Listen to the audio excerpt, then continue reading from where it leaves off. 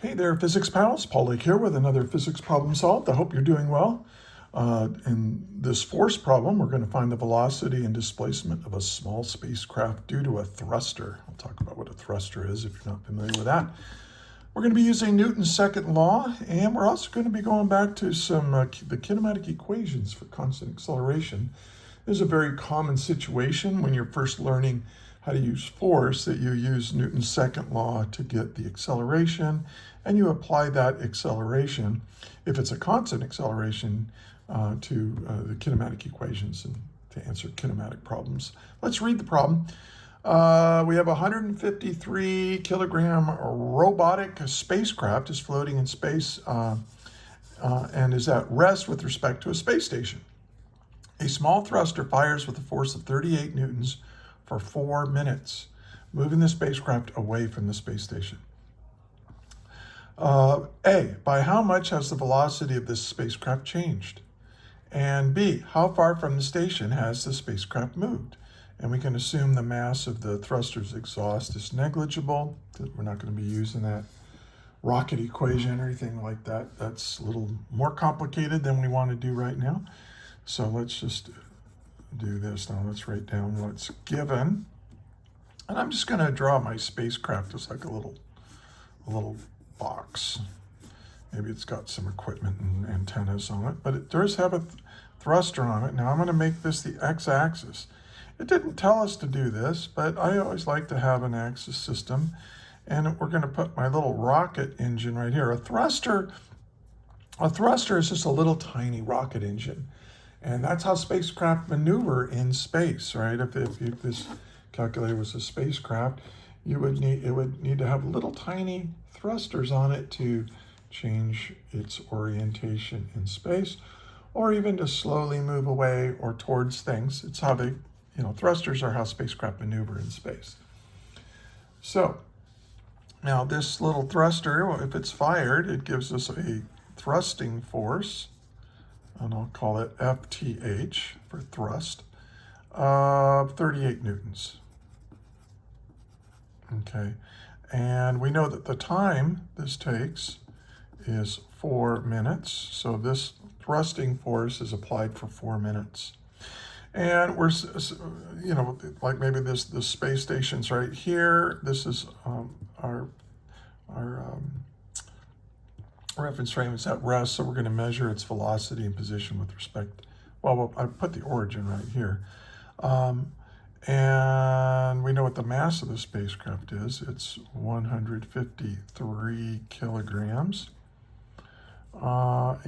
So this is what's given, and it's always a good idea to try to draw a little picture and set up the problem with what's given around it. All right, so what are we trying to find for part A? For part A,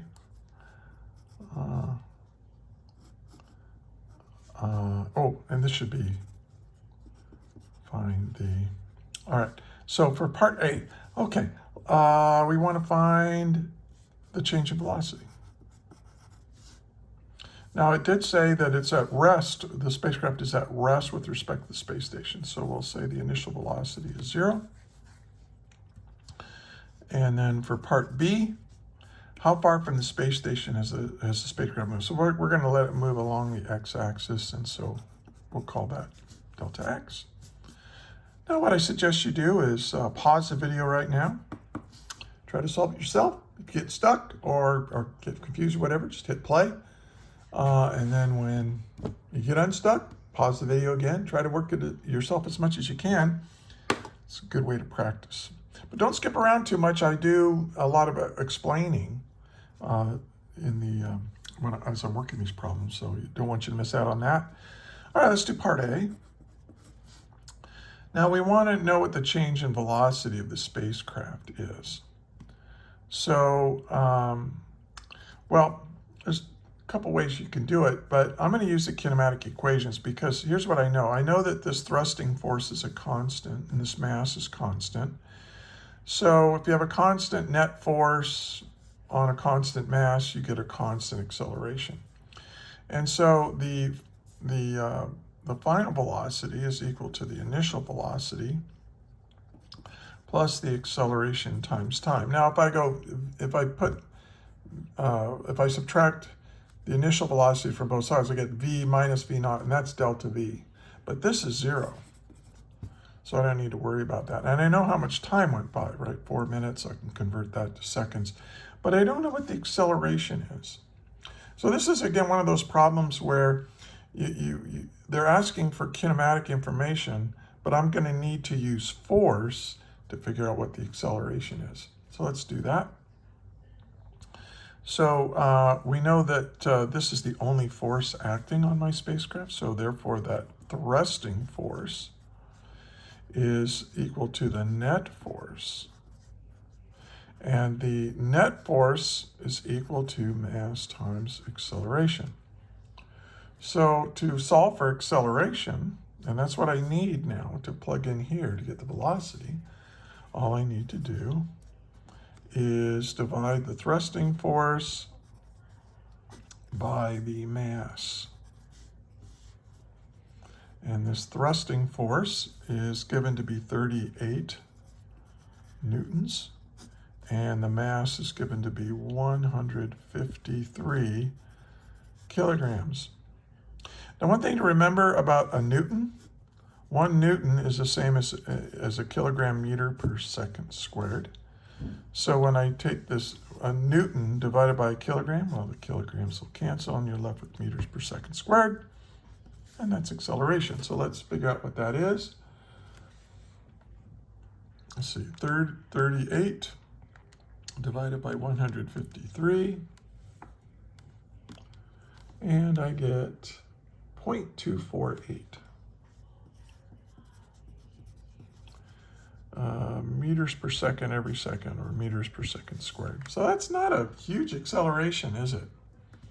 No, but here's the thing. We're going to be accelerating like this for 4 minutes. So now I can figure out what my velocity is because I know the acceleration is 0.248 meters per second squared. Now I'm going to multiply this by 4 minutes, right? But we need this to be in seconds in order to cancel with that second squared. So we just convert it. We know that 1 minute is the same as 60 seconds. So notice that the minutes cancel. 4 times 60 is 240. We multiply that. So 240 times 0.248. And we get 59.5. So our final velocity is 59.5 meters per second. Okay. Now, and because of remember that delta V is final minus initial velocity.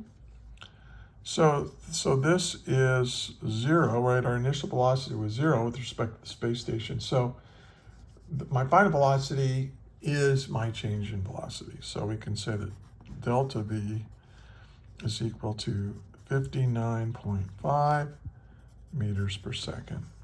And delta V is a big deal. Hey, if there's any future aerospace engineers out there, figuring out the delta V for spacecraft, it's a big deal. That's if you're going to maneuver a spacecraft in orbit or send it to another planet or to the moon or something, you need to know what delta V you need in order to maneuver that. So that's a good thing to know how to do. All right, let's do part B. Now, delta X, what do we know? Well, which kinematic equation should I use? Well, I know the initial velocity is 0. I know what the acceleration is. I know what the time is. So let's just use this equation. Delta X is equal to the initial velocity times time plus 1/2 the acceleration times time squared. So once again, we have to use the acceleration that I determined using Newton's second law. So we use Newton's second law to get the acceleration, and then we use the acceleration with the kinematic equations to answer the question. Very, very common thing in physics. You'll have to do that. All right, so this is 0. This term goes away, and this is 1/2, and the acceleration again is 0.248 meters per second squared. And then the time is we said 4 minutes. This is 240 seconds. This is 4 minutes. And we're going to square that. And when we do that, let's see, 0.5 times 0.248 times 240 squared, and we get 7,142. Probably want to round that off to 3 significant figures, so I'll put 7.14 times 10 to the 3 meters, right? Or you could say 7.14 kilometers, or you could say 7,140, and you really do want to round off here. You don't want to keep that 2.4. You don't really know it based on what's given. In fact, maybe we ought to 38 is only 2 significant figures, so you'd be justified in rounding your answer off to 2 significant figures, but I'll leave it like this, meters. So there's our answer. That's how far the spacecraft went. And there it is, another physics problem solved. If you found this helpful, please like, share, and subscribe. Also look in the description. There's a link to get in touch with me if you might benefit from my tutoring services. I tutor students from all over the world, and I'm pretty good, and my rates are reasonable, and I enjoy doing it, and I can save you a lot of time and stress. Also, there's a link to a whole series of Google Docs where I've organized all of my PhysicsPAL videos, lectures, example problems, hundreds of them, in a whole series of Google Docs, so to make it easy to, there's going to be one for you there. So check that out. And hey, and if you think I made a mistake or if you have a question, leave it in the comments, but put a timestamp with your question because I don't have time to rewatch my whole video. But if you say, hey, it's 6 minutes, you said this and I don't get it, if you do that, I'll answer your question for sure, because as you can probably see, my channel's quite small and I have time. I have time to answer your questions. I'm a retired high school physics teacher. Hey, share this with your teacher. Share that Google Doc with your teacher. They can use that for homework or as a supplement to what they're already doing. There's a couple of teachers who are doing that, so would appreciate that support. And thanks for watching all the way to the end. And one more thing, thank you for being a physics student.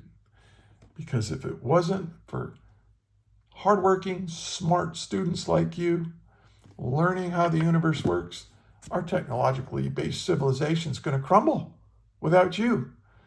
You know, because it's all based, all this technology that we enjoy, and it's made our lives better and lasted longer. And you know, I don't want to live the way people lived 500 years ago. I like today. So we need you. You're a hero, and keep up the hard work, and it'll pay off for you. So thanks again, and until the next video, may the net force be with you always. That is all.